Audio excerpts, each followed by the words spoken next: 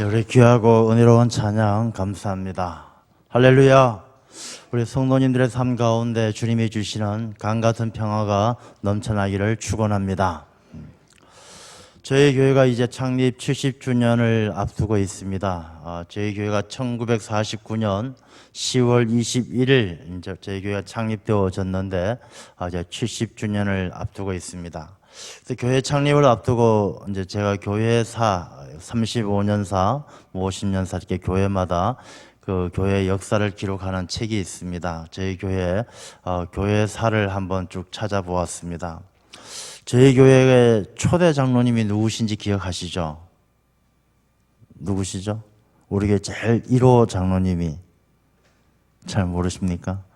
그 기록을 보니까 박수덕 장로님이 처음 장로님이시더라고요. 박수덕 장로님, 우리 몇 년 전에 이제 박보환 장로님께서 또 하나님의 부르심을 받았고 그 자보가 되시는 이제 이광숙 권사님께서 출석하고 계신데, 그래서 제가 교회사를 살펴보는 가운데 지난주에 편지를 하나 받았습니다. 그 편지를 미국에서 온 편지인데 그 편지가 누구냐 하면은 그 박보명 장로님, 그러니까 박수덕 장로님의 셋째 아들인가 그러셔요. 그래서 그 편지를 이렇게 구구절절히 써서 보내셨는데 그 글을 이렇게 읽으면서 참 당일 교회를 그리워하시고 또 돌아가시기 전에 꼭 한번 와보고 싶다 그런 말씀을 이렇게 전해 오셨습니다. 그래서 그 내용을 보면서 참 교회라는 것이 우리에게 어떤 의미가 있는가, 창립 70주년을 앞두면서 교회를 다시 한번 생각해 봐야 되겠다. 교회가 우리에게 어떤 의미가 있고 우리가 교회 생활을 어떻게 해야 될까. 그래서 오늘부터 한 몇 주간, 한 2, 3주간 동안 이 교회에 관한 말씀을 함께 나누려고 합니다. 그래서 교회라는 것은 우리가 성경적으로 본다라면 그럼 언제부터 이 교회가 생겼을까? 물론 오늘 본문의 말씀처럼 예수님께서 베드로의 신앙 고백 위에 이 반석 위에 교회를 세우겠다라고 명시적으로 말씀을 하셨지만, 우리가 성경적으로 본다라면 이 교회를 예표하는, 그러니까 교회를 나타내는 여러 가지 많은 사건들 또 예표가 있습니다. 그 중에 대표적으로 거슬러 올라간다라면 아마 노아의 방주일 것입니다. 그래서 많은 목사님들이 또 많은 장로님들이 기도하실 때 우리 교회가 구원의 방주가 되게 하여 주옵소서 그렇게 기도를 합니다. 이 구원의 방주, 노아의 방주가 교회의 모범적인 이 세상 가운데 심판의 그날에 구원받는 교회를 예표한다 그렇게 보기 때문입니다. 이 구원의 방주가 교회를 예표한다라면 이 구원의 방주에 오를 수 있었던 사람들을 한번 생각해 볼 필요가 있지 않겠습니까? 구원의 방주에 어떤 사람이 탔고 그분들이 구원을 받았기 때문에 오늘날 구원의 방주란 교회는 어떤 사람들이 탈 수 있으며 어떤 사람이 구원받을 수 있는가, 그것을 한번 생각해 보게 되어집니다. 노아의 방주에는 노아와 그의 가족들이 먼저 탔습니다. 이 노아와 노아의 가족들이 그 구원의 방주에 오를 수 있었던 이유가 많은 이유가 있겠지만 첫 번째는 이게 믿음의 사람들이었습니다. 믿음의 사람들. 우리가 믿음이란 말은 너무 자주 듣기 때문에 믿음 그렇고 그런 이야기처럼 들리겠지만 정말 깊이 한번 생각해 보시기를 바랍니다. 그 믿음이라는 게 노아와 그의 가족들의 믿음이란 것이 그냥 하나님 잘 믿어라, 예, 잘 믿겠습니다, 그것이 아니라 믿을 수 없는 말을 믿는 것이죠. 그 청명한 날씨에, 해가 쨍쨍 내리쬐는 그 날씨에 하나님께서 이 땅 가운데 물로, 홍수로 심판하니 이 배를 지어서 그 방주 속에 들어가야만 산다라는 것이 아마 세상의 사람들, 믿음이 없는 사람들 보기에는 저 집안, 저 노아라는 저분 미쳤다, 제정신이 아니다, 아마 그렇게 평가를 했을 것입니다. 이 믿음이란 것은 믿을만 해서 믿는 것이 아니라 세상의 사람들은 알지 못하지만, 세상의 사람들은 이해하지 못하지만 하나님의 말씀을 분별하여 듣고 그 말씀을 믿는 그 믿음이 구원의 방주에 오를 수 있는 힘이 되었다는 것입니다. 여러분, 우리가 이 교회에 나오는 우리의 모습을 한번 되돌아보십시오. 과연 내 믿음이 어떤 믿음인가? 우리가 그냥 믿을만한 거 적당히 믿고 있는 믿음인지, 세상의 사람들이 미쳤다라고 손가락질할 그런 상황이지만 그래도 내가 하나님 붙들고 하나님 말씀에 분별해서 정말로 순종하는 그런 믿음인가? 그래서 우리가 옳은 믿음, 정말로 하나님만 바라보면서 흔들리지 않는 그런 믿음을 가진 사람이 구원의 방지에 오를 수 있었다라는 것을 생각할 때에 우리의 믿음 생활이 좀 더 달라져야 되지 않을까, 그런 생각을 해보게 됩니다. 두 번째, 어떻게 이 구원의 방지에 이 가족이 오를 수 있었느냐? 순종이죠, 순종. 여러분, 우리가 믿는 거는 누구든지 할 수가 있을지 모르지만 순종은 믿음이 있다라고 다 하는 것은 아니에요. 오늘 교회에 많은 분들이 내가 예수님 믿습니다라고 교회에 나와서 예배를 드리지만 이 순종은 그 믿음이 있다고 해서 다 하는 것이 아니에요. 이 믿는, 의지하는 믿음과 순종하는 믿음은 다른 것이거든요. 우리가 제가 그 금요 기도회를 르비딤 기도회라고 이름을 붙여서 기도회를 하고 있는데, 이 르비딤에서 이스라엘 백성들과 아말렉이 전쟁을 하지 않습니까? 이 전쟁을 할 때 모세는 언덕에 올라서 두 손 들고 기도하고 여호수아는 앞서서 칼로 휘두르며 아말렉과 싸워서 마침내 승리하죠. 이 모세의 손이 내려가면 전쟁에서 지고 모세의 손이 올라가면 전쟁에서 이깁니다. 여러분, 우리가 세상을 이기는 것은 이 믿음이란 것이 하나님께 의지하는 믿음과 나아가서 싸우는 믿음이 함께 있어야 승리할 수가 있는 거예요. 모세가 두 손 들고 기도만 했다고 해서 여호수아가 싸우지 않았다면 안 될 것이고, 여호수아가 아무리 열심히 싸워도 모세의 기도가 없었다면 안 될 것입니다. 우리의 신앙생활도 믿음만 가지고 되는 것이 아니라 순종이 함께해야 놀라운 능력이 나타난다는 것입니다. 우리가 신앙생활할 때 내가 이 정도면 잘 믿는다, 믿음에다가 더 필요한 것이 있습니다. 제사보다 순종이 낫다라고 했습니다. 순종하는 믿음, 이 방주에 비가 한 방울도 떨어지지 않는 그때에 방주에 올라가는 그 순종함이 얼마나 귀한 순종입니까? 그래서 믿음이 있는 사람, 말씀에 순종하는 사람, 그런 사람들이 방주에 올라가는 것을 보죠. 그 다음에 이 노아의 가족들이 구원의 방주에 올라서 끝까지 구원받을 수 있었던 또 다른 이유가 무엇이냐 하면 인내하는 사람, 참을 줄 아는 사람. 여러분, 이 방주 안에는 노아와 그 가족만 있는 것이 아니라 수많은 짐승들이 있어요. 냄새나고 시끄럽고 여기서 호랑이가 울고 저기서 짹짹거리고 얼마나 시끄럽고 냄새나고 소란스러웠겠습니까? 그렇지만 이 노아와 노아의 가족들은요, 끝까지 하나님께서 심판을 다 끝내시고 그 배가 땅에 닿을 때까지 그 가운데서 잘 인내할 수 있도록 그들을 붙들어 주셨어요. 하나님의 섭리하심과 하나님의 계획하심을 믿고 심판이 그날에 그 하나님 나라 새로운 새하늘 새 땅을 주실 것이라는 것을 믿고 끝까지 기다리는 사람이 구원의 방주에서 벗어나지 않았다는 것입니다.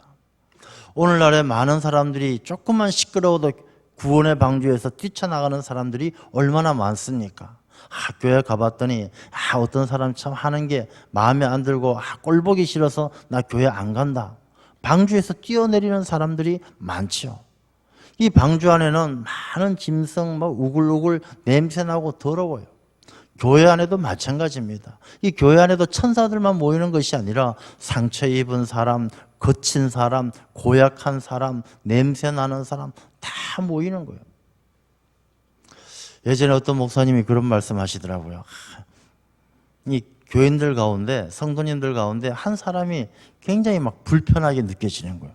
그분을 보면은 그분이 참 욕심 많고 자기밖에 모르고 다른 사람들에게 민폐를 끼치고, 목사님 보시기엔 그 사람이 돼지같이 보이더란 것입니다. 돼지같이. 그래서 목사님께서 앞에서 설교하시다가도 이 돼지가 눈에 확 들어오면은 이 설교가 안 되더래요. 두 사람이 굉장히 불편하고 못마땅해 하신 것이죠. 그래서 목사님이 기도를 하셨대요. 하나님, 그 사람이 돼지같이 보이는데 어떻게 하면 좋겠습니까? 이 돼지가 없었으면 좋겠습니다. 기도하더란 것입니다. 그럴 때 하나님께서 그렇게 이 목사님에게 응답을 주시더래요. 야, 노아의 방주에는 돼지만 있었던 것이 아니라 수많은 호랑이도 있고 수많은 짐승이 있었는데 뭐 돼지 한 마리 가지고 뭐 그러냐. 정말로 너가 돼지가 싫다라면 내가 돼지 10병을 보내서 싹 죽여주랴. 이렇게 자기 자신에게 말씀을 주더라는 거예요. 깨달음을 주더라는 거예요. 야, 한 마리 돼지가 있는 게 참 다행이다. 정말로 우리 교회 안에 우글우글 돼지 10병이 돌아가지고 다 상처 입고 죽고 이런다라면 요즘은 돼지 10병 우리나라에 있지 않습니까? 폐사시키잖아요. 2,000마리, 3,000마리 다 땅에 묻어버리잖아요. 그런 일이 일어난다면 얼마나 두렵고 무섭겠습니까? 그러니까 이 목사님이 회개했대요. 하나님 죄송합니다. 내가 이 돼지 한 마리만 있는 것만 해도 감사할 일인데 제가 잘못했습니다. 회개했다는 것이죠. 여러분 교회 안에는요 별의별 사람들이 다 많아요. 그렇지만 이 노아와 노아의 가족들은요 끝까지 그들과 함께하는 거예요. 그들과 함께 했을 때 새하늘 새 땅을 누릴 수 있는 구원받은 백성이 된 것이죠. 우리가 신앙생활할 때 교회 안에서 별의별 일들 다 당하죠. 야, 어떻게 이런 일이 있을 수 있나? 어떻게 저런 사람이 다 있나? 그렇지 않습니다. 우리가 그것을 꾹 참고 인내하며 하나님의 계획하심을 믿고 하나님께서 그 짐승들을 구원의 방주에 태운 것도 다 이유가 있는 것이거든요. 우리가 하나님의 계획하심과 섭리하심을 믿고 인내하는 사람 구원받게 될 줄로 믿습니다. 그리고 또 중요한 것이 뭐냐면 이 구원의 방주는요 다 때가 있다는 것입니다. 성경 말씀을 보게 되면 노아의 방주에 많은 이 짐승들 다 태우면 하나님께서 그 문을 닫아버리셔요. 하나님께서 그 문을 딱 닫으셔요. 여러분 교회에 나온다라는 것, 신앙생활 한다는 것, 믿음으로 공동체 안에 들어온다라는 것 다 때가 있어요. 여러분들 언제까지나 뭐 주변 사람들 다 때가 되면 오겠지 하지만 다 때가 있어요. 어느 순간 하나님께서 친히 구원의 방주의 문을 닫아버리는 것처럼 이 교회의 문도 딱 닫힐 때가 와요. 이 교회의 문이 닫힌다는 것은 무엇입니까? 심판의 그날이 온다는 것이죠. 노아의 시대에 홍수로 심판하시는 것처럼 주님께서 이 땅에 오셔서 심판의 그날이 도적과 같이 사람이 알지 못하는 그때에 임한다는 것입니다. 그러니 우리가 이 교회를 잘 지키고 떠나지 않는 것이 얼마나 귀한 일입니까? 이 노아의 방주가 바로 그런 교회를 예표하는 거예요. 교회가 어떻다라는 것을 보여주는 것입니다.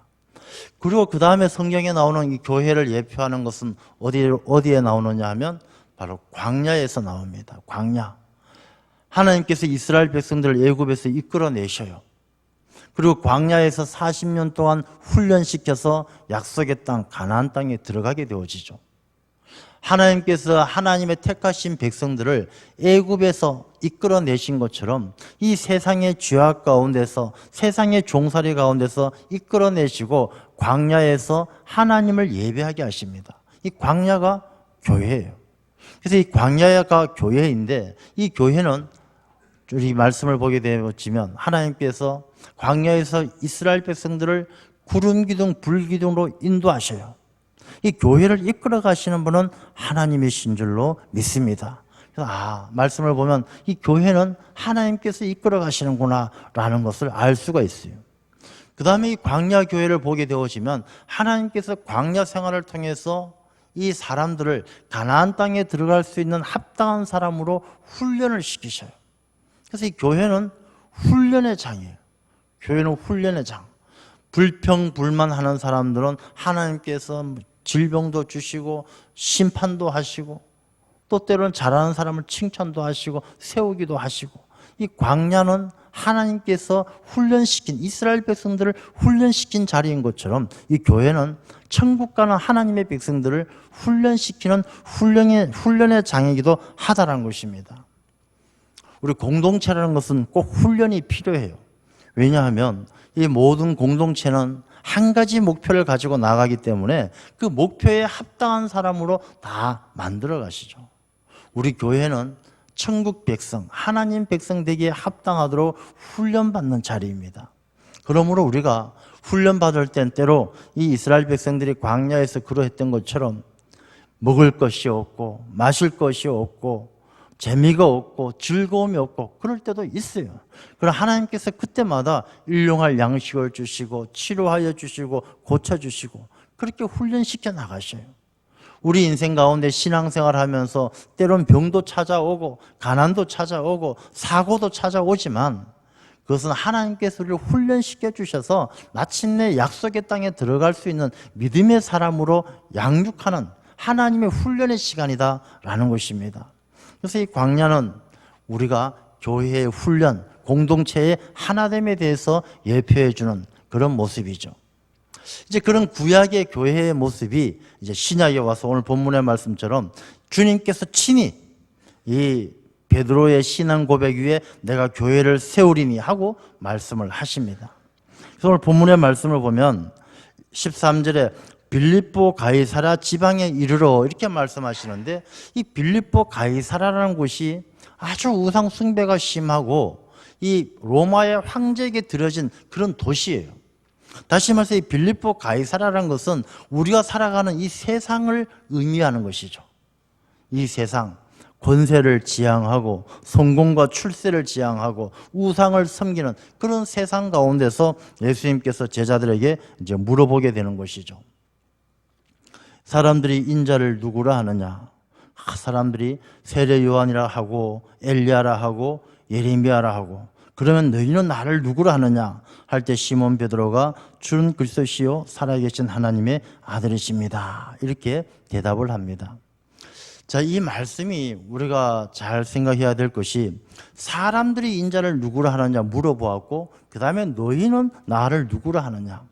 그러니까 예수님께서 생각하시기엔 사람들이 나를 누구라 하느냐 보다도 너희가 나를 누구라 생각하느냐가 더 중요한 거예요.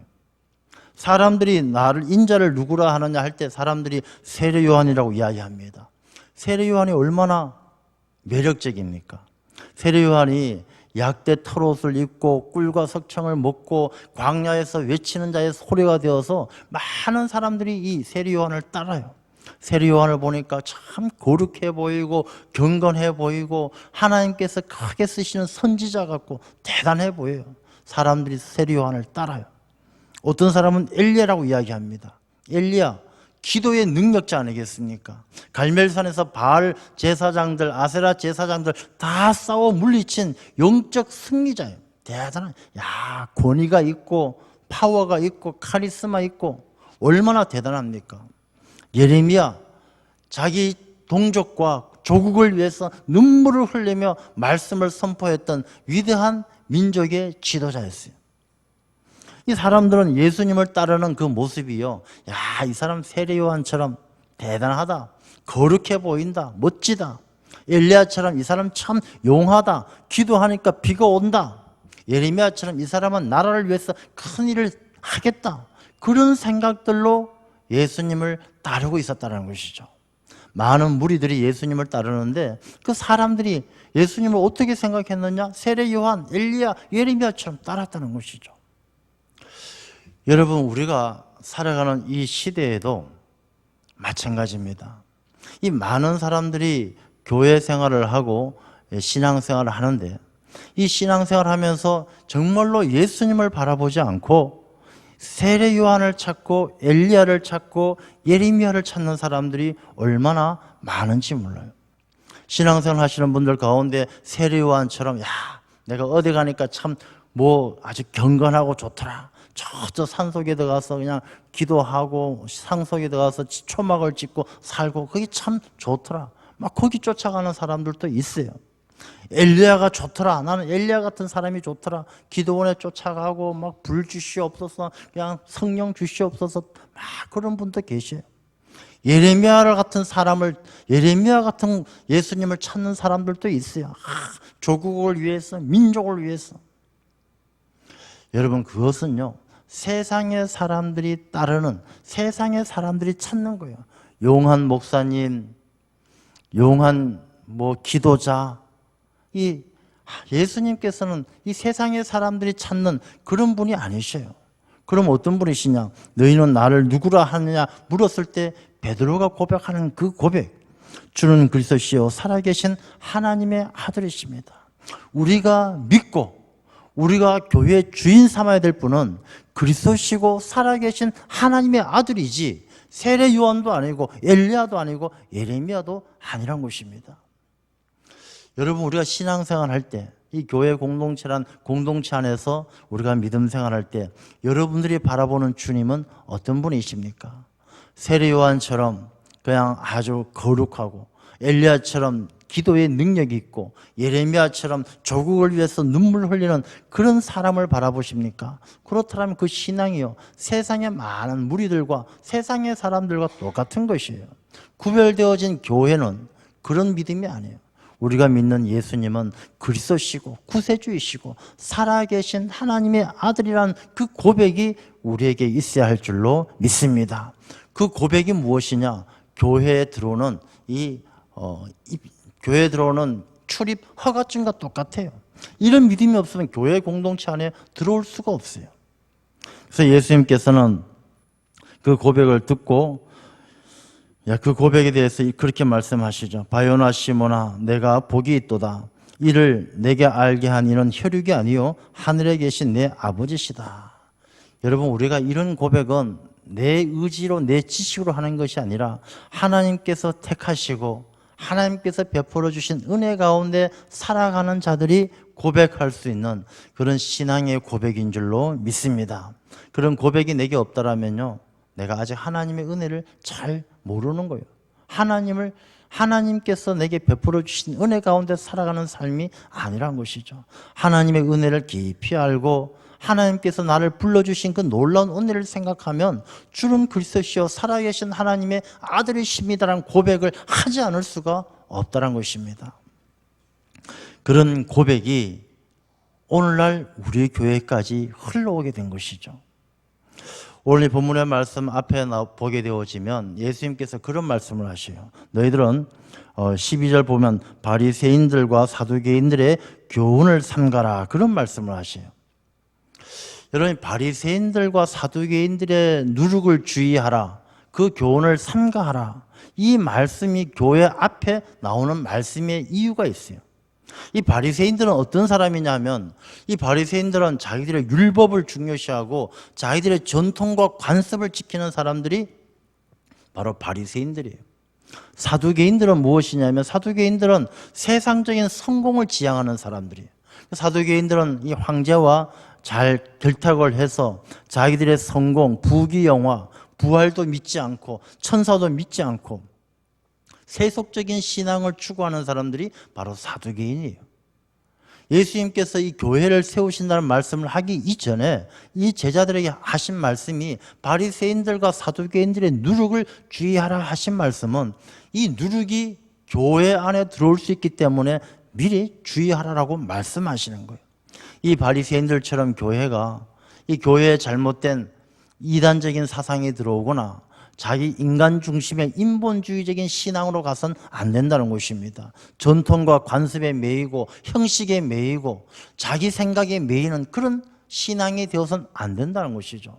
사두개인처럼 세속적이고 계산적이고 성공적이고 그런 신앙, 그런 누룩이 교회에 들어오면 교회가 안 된다는 것입니다. 그래서 이 바리새인들과 사두개인들의 누룩을 주의하라라는 말씀이 앞에 나오게 되는 것이죠.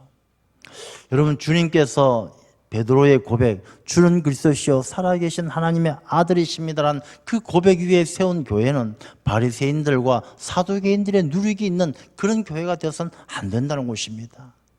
인간적인 인간 중심, 사람 중심의 교회가 되어서는 안 되는 것이고, 성공 중심, 물량 중심, 그런 교회가 되어서는 안 된다라는 것을 말씀하고 있는 것이죠. 그래서 이 바리새인들과 사두개인들의 누룩을 주의하고, 이 교회가 오직 이 반석 위에, 이 반석이라는 것은 주는 그리스도시요 살아계신 하나님의 아들이십니다라는 그 고백이 바로 신앙의 반석이에요. 믿음의 반석이고 교회의 반석이에요. 그래서 이 반석은 우리가 잘 알다시피 바위, 페트라 말을 이야기하는데, 이 페트라라는 말을, 이 바위라는 말을 이야기하는 것인데, 사실 이 반석은 하나님의 속성이에요. 하나님의 속성. 시편을 보게 되면 그는 나의 요새시고 나의 반석이십니다. 하나님을 그렇게 고백해요. 그러니까 하나님께서 주신 이 신앙의 고백이 바로 교회의 터다, 교회의 기초다라는 것을 말씀해 주고 있는 것이죠. 오늘날 우리 교회도 바로 이런 믿음의 고백 위에 서 있어야 할 줄로 믿습니다. 우리 교회가 1949년 10월 달에 이제 교회가 세워집니다. 우리 교회 처음 세워졌을 때 교회 이름이 새마을 교회였어요. 새마을 교회. 왜 새마을이냐? 저는 제일 처음에 옛날에 새마을 교회였다라고 해서 박정희 대통령 시절에 새마을 운동을 했기 때문에 새마을 교회인가 그런 생각을 했는데 내용을 보니까 그것이 아니고요. 우리 교회가 처음 세워질 1949년 처음 세워지고 그 당시가 이 영등포 쪽에서 이제 공장이 들어서면서 마을이 막 생기면서 여기가 신도시였어요. 신도시. 이 신도시가 옛날 말로 하면 새마을이죠. 그래서 이 교회가 새마을 교회가 신도시였기 때문에 새마을 교회였어요. 그래서 새마을 교회로 이제 여기가 무밭 파밭이었던 이곳에 이제 교회가 세워졌던 것이죠. 이 교회가 세워지면서 목사님들이 제일 처음에 이제 김기현 목사님을 비롯해서 김보생 목사님, 이상호 목사님까지 6분이 계셨고 제가 7번째 부임한 당일교회 목사입니다. 그래서 그분들이 쭉 지나온 그 과정을 보니까 참 저희 교회가 부흥할 때도 있었고 분열되어질 때도 있었고 많은 그런 아픔도 있었고 기쁨도 있었어요. 여러분들도 다 기억하시겠지만 영은교회나 시온성교회도 또 우리 교회에서 이렇게 분열되어졌던 교회고, 또 우리가 70년, 80년대 90년대 이제 이사오 목사님 목회하실 때인데 그때 이렇게 쭉 보니까 1년에 세례 받은 사람이 50명도 되고 막 그러더라고요. 한참 또 부흥하는 그런 시기도 있었고, 70년의 역사 가운데 하나님께서 우리 교회를 때로는 부흥도 시켜주시고 때로는 어려움도 당하지만 그 가운데 훈련시켜 주시고 또 하나님께서 지켜주셔서 여기까지 오게 된 줄로 믿습니다. 그 하나님께서 함께 하셨다는 것은 그 의미가 무엇이냐? 이 당일 교회가 주는 그리스도시요 살아계신 하나님의 아들이십니다라는 그 믿음, 그 신앙의 고백 위에 서 있는 교회이기 때문에 하나님께서 끝까지 우리 교회와 함께 하신 줄로 믿습니다. 그런데 이 교회는 오늘 말씀을 보게 되어지면 교회가 왜 중요하고 의미가 있느냐? 18절 말씀을 보게 되어지면 내가 이 반석 위에 내 교회를 세우리니 음부의 권세가 이기지 못하리라. 여러분, 음부의 권세는 마귀의 권세예요. 사탄의 권세예요. 여러분, 마귀는 이 음부의 권세는 끊임없이 교회를 이기려고 해요. 이 음부의 권세는 세상을 다 지배를 하기 때문에 이 교회 밖에 세상을 다 장악했기 때문에 마지막 남은 곳이 바로 교회예요. 그래서 끊임없이 이 교회를 흔들어대는 거예요, 마귀는. 그래서 마귀는 우리가 말씀을 보게 되어지면 예수님도 제일 처음에 공생애를 시작할 때 마귀에게 시험 당하잖아요. 돌을 떡으로 만들어라, 뛰어내려라, 내게 절해라, 시험하는 거예요. 그 예수님을 시험했던 그 시험이요, 예수님에게서 끝난 것이 아니라 오늘 또 예수 그리스도가 머리가 되시는 주님의 몸된 교회를 계속 흔들어대는 시험을 하고 있는 거예요. 지금도 마귀는요, 교회를 흔들어대면서 야, 돌을 떡으로 만들어라, 내게 절해라, 뛰어내려 봐라, 여전히 교회를 흔들고 있다는 것입니다. 이 음부의 권세가 여전히 교회를 흔드는 것이죠. 여러분, 교회라는 것은 예수 그리스도가 머리가 되시지만 이 교회의 몸된 교회는 모든 인간들이 지체로 모여 있는 곳입니다. 그래서 이 교회는 한편으로는 거룩하지만 또 한편으로는 굉장히 혼란스러운 것이 바로 교회예요. 예수 그리스도가 중심이 되면 거룩한 교회가 되는 것이고, 인간이 중심이 되면 혼란스러운 것이 바로 교회예요. 이 교회 공동체라는 것이 주님께서 주인 되시지만 그 주인 되시는 주님을 섬기는 모든 사람들은 인간이기 때문에 인간의 중심이 되면 혼란스럽고 주인이신 주님이 중심이 되면 든든하게 세워지는 것입니다. 이 음부의 권세를 이기기 위해서는 교회의 주인이 주님이 되어야 할 줄로 믿습니다. 주님을 우리 교회의 주인으로 삼고 우리 교회의 대장으로 삼고 주님께서 함께 하시면 이 음부의 권세가 어쩌지 못하는 거예요. 왜? 예수님께서 이미 음부의 권세를 이기셨기 때문에. 돌을 떡으로 만들어라, 뛰어내려라, 말씀으로 다 물리치시고 심지어 죽음마저도 예수님께서 부활하심으로 다 이기셨기 때문에 주님께서 교회의 주인이 되시면 이 음부의 권세가 교회를 이길 수가 없는 것입니다. 그래서 교회의 주인은 주님이 되셔야 되고 주님께서 교회의 주인이 되실 때 우리 교회는 음부의 권세에 넘어지지 않고 든든하게 서게 될 줄로 믿습니다. 그래서 교회에서요, 어려운 일이 생기면 주님 붙들고 기도해야 되는 거예요. 우리가 사람들이 머리를 짜내면 인간이 중심이 되면 혼란이 찾아와요. 다툼이 찾아오고 분열이 찾아오고 미움이 찾아오고. 그러나 주님이 중심이 되면 이 음부의 권세가 꼼짝 못하는 거예요. 그리고 예수님께서 말씀하십니다. 내가 천국 열쇠를 내게 주리니 너가 땅에서 무엇이든지 매면 하늘에서도 매일 것이고 땅에서 무엇이든지 풀면 하늘에서도 풀리리라. 예수님께서는 이 교회를 세우시고 이 교회에 천국의 열쇠를 주셨어요. 여러분, 예수님은 이 땅에 공생애를 사실 때는 예수님께서는 최고의 해결사셨어요. 포도주가 떨어졌습니다. 그럼 물이 포도주로 바뀌는 놀라운 일로 문제를 해결해 주셔요. 앞을 못 봅니다. 그 눈에 진흙을 발라서 눈을 뜨게 해 주셔요. 걷지 못하는 사람, 중풍병자, 귀신 들린 사람 다 고쳐주셨어요. 풍랑이 일어나요. 고요하라, 잠잠하라 다 해결해 주셨어요. 예수님께서 이 세상에 해결하지 못한 문제가 없어요. 죽은 사람도 살리셨어요. 죽은 나사로도 살리셨어요. 여러분, 우리 인생 가운데 그런 문제들이 얼마나 많이 찾아옵니까? 앞이 보이지 않아 깜깜합니다. 죽은 것처럼 낙심이 됩니다. 풍랑이 일어나는 것처럼 사방에 우겨쌈을 당합니다. 주님께서 그 모든 문제들을 해결해 주신 것처럼 우리 교회도 주님을 주인 삼는다라면 그 모든 문제가 해결되어질 줄로 믿습니다. 주님께서는 해결사시에요. 그 말씀을, 오늘 본문의 말씀은 바로 열쇠로 표현하는 거예요. 열쇠. 열쇠는요, 어떤 자물쇠도 열쇠만 있으면 다 여는 거예요. 그 열쇠가, 자물쇠와 열쇠는요 늘 같이 다녀요. 자물쇠 따로 팔고 열쇠 따로 팔고 그런 곳 있습니까? 이 자물쇠를 파는 사람은 똑같이 열쇠를 같이 팔아야 되지 자물쇠만 팔 수가 없어요. 여러분, 우리 인생도 마찬가지입니다. 우리 인생도 어떤 문제도, 어떤 자물쇠와 같은 내 인생을 꽁꽁 묶어두는 문제도 열쇠 없이 찾아오진 않아요. 가난도, 인간관계도, 뭐 어떤 문제도 열쇠 없이 자물쇠만 파는 그런 하나님이 아니셔요. 그래서 고린도전서에도 보게 되면 시험 당할 쯤에 피할 길을 내신다라고, 시험과 피할 길, 문제와 열쇠, 자물쇠와 열쇠는 늘 함께 있는 거예요. 근데 여러분, 열쇠가 참 중요해요. 이 교회에 천국의 열쇠를 주셨다고 말씀하셨는데, 여러분, 열쇠는 어떤 열쇠가 좋습니까? 큰 열쇠가 좋아요? 작은 열쇠가 좋아요? 예쁜 열쇠가 좋아요? 아주 이상하게 생긴 열쇠가 좋아요? 이 사람들은 열쇠 갖고 이야기를 많이 해요. 어떻게 얘기하느냐? 분명히 교회에 천국의 열쇠를 주셨다고 했는데 이 교회가 크다, 작다. 교회는 큰 게 좋아, 작은 게 좋아 이야기합니다. 교회는 프로그램이 좋아야 돼. 교회는 뭐 시설이 좋아야 돼.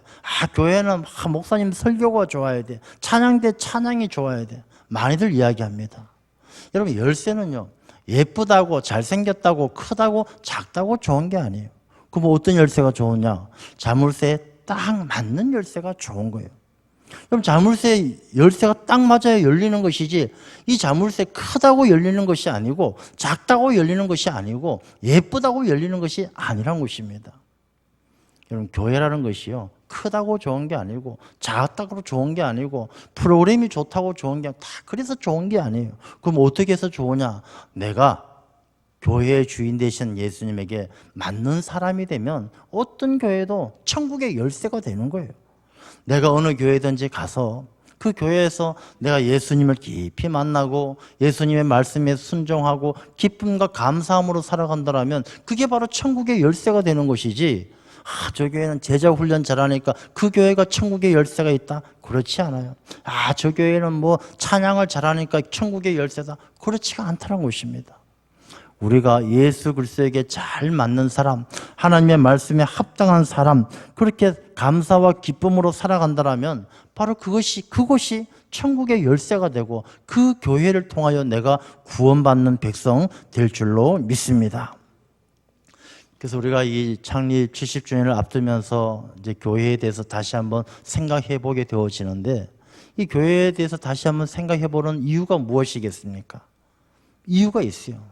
첫 번째가 우리가 초심을 회복하자. 첫사랑을 회복하자.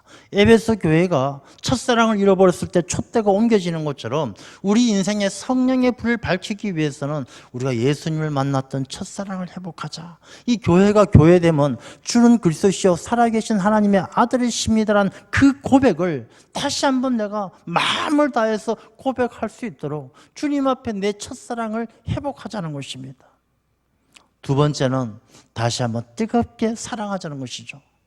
우리가 성경 말씀에도 이 라오디게아 교회나 이런 교회들이 책망받는 게 뜨겁지도 않고 차갑지도 않고 미적지근해서 쓸데없기 때문에 책망받지 않습니까? 오늘 현대 교회가 바로 그런 것이죠. 뜨겁지도 차갑지도 미적지근해서 믿는 둥 맞는 둥 안 믿는 것도 아니고 믿는 것도 아니고 그러지 말자는 것이죠. 뜨겁게 우리 교회가 주님을 사랑하고 주님을 주인 삼아서 나아간다라면 그 교회가 그 초심을 회복하고 첫사랑을 회복하고 뜨거운 성령의 그 열정을 회복한다라면 또 우리 교회가 이 시대 더 귀하게 하나님을 기쁘게 하는 신앙의 공동체가 될 줄로 믿습니다. 창립 70주년을 맞이하여 우리 교회가 그런 교회로 회복되는 놀라운 역사가 있을 줄로 믿습니다. 기도하겠습니다. 아버지 하나님,